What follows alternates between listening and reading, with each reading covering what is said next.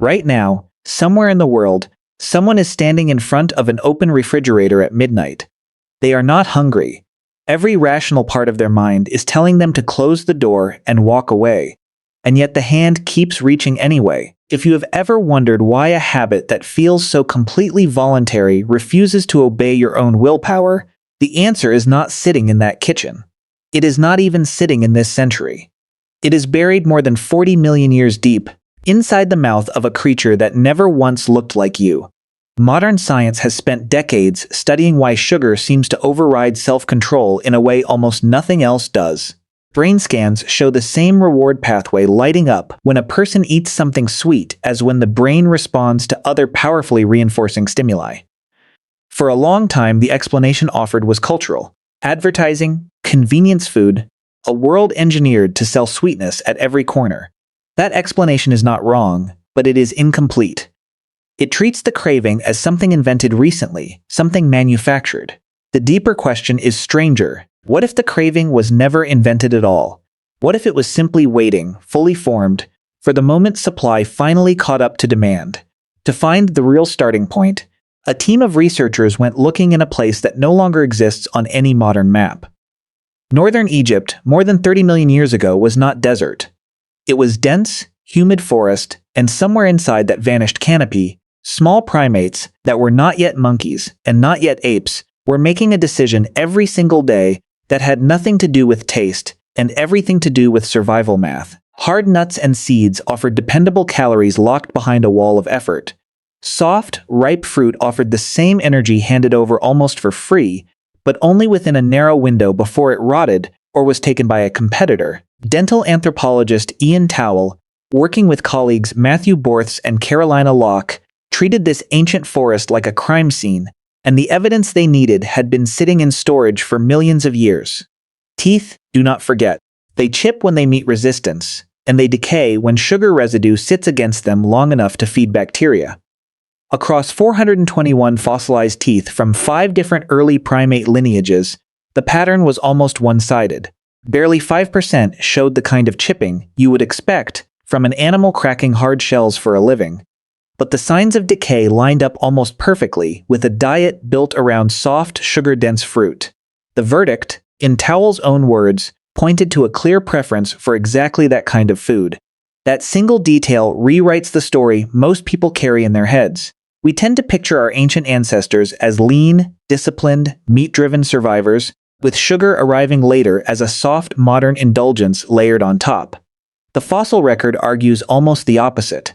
Sweetness may have been the original default setting, wired in tens of millions of years before anything resembling a human ever existed, carried forward by a taste receptor gene, TAS1R2, still present across the primate family tree today, including in you. But knowing the craving is ancient only deepens the mystery, because for most of the time since, there was almost nothing sweet available to satisfy it. Fruiting seasons were brief and fiercely contested, so when hominins in Africa found something more concentrated than fruit, they took extraordinary risks to get it. On a rock wall in eastern Spain, at a site called Cueva de la Arana, there is a painting, its age still debated, but likely somewhere between 6 and 10,000 years old, showing a human figure suspended on a rope-like ladder, reaching directly into a crevice guarded by a swarm of wild bees. It is widely considered the oldest surviving image of a human being deliberately robbing a hive. That scene is the missing piece the refrigerator moment cannot explain on its own. For nearly the entire span of human existence, satisfying this craving meant climbing toward real danger. For a reward you might get stung dozens of times chasing, and still walk away with nothing.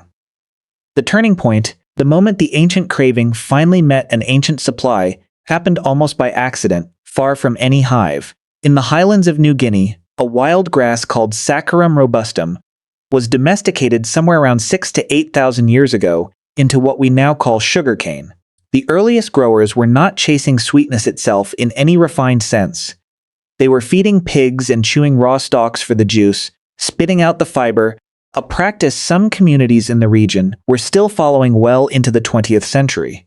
The true acceleration came later, in India, when someone discovered how to boil cane juice down into solid, storable crystals, an innovation historians place somewhere between the 5th century BCE and the 4th century CE.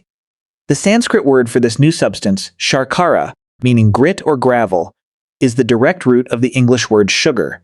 From India, the knowledge moved outward along trade routes, reaching southern China by around 500 BCE and drawing Chinese envoys to India in the 7th century CE, specifically to learn the refining process, after the Tang emperor took a personal interest. What often gets left out of this journey is what happened once sugar reached Europe as an exotic, expensive rarity.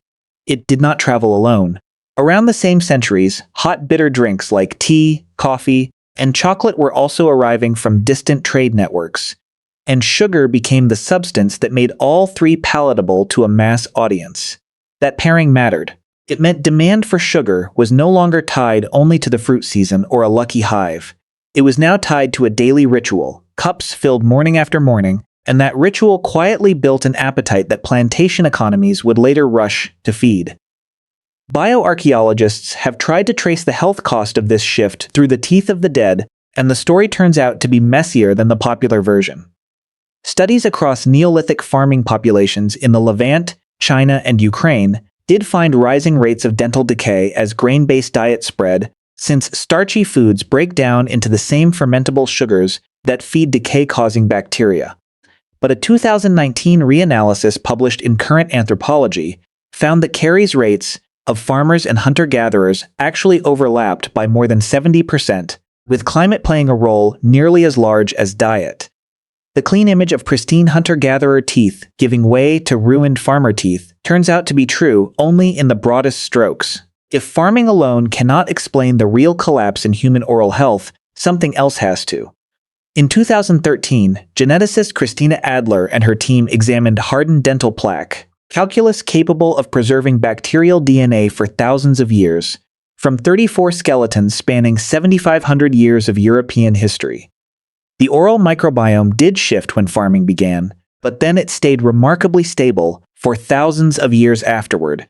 It was only in the last 400 years, and especially during the Industrial Revolution, that the bacterial community inside the human mouth transformed more sharply than it had across the entire preceding agricultural era. That is the real answer to the refrigerator question. Not a personal failure of discipline, and not simply the invention of farming. Historian Sidney Mintz captured the scale of what actually changed with one statistic. British sugar consumption rose roughly fourfold in a single century, climbing from around 4 pounds per person in 1700 to 18 pounds by 1800, fed by plantation systems built on the suffering of a captive, forced workforce shipped across oceans to grow it.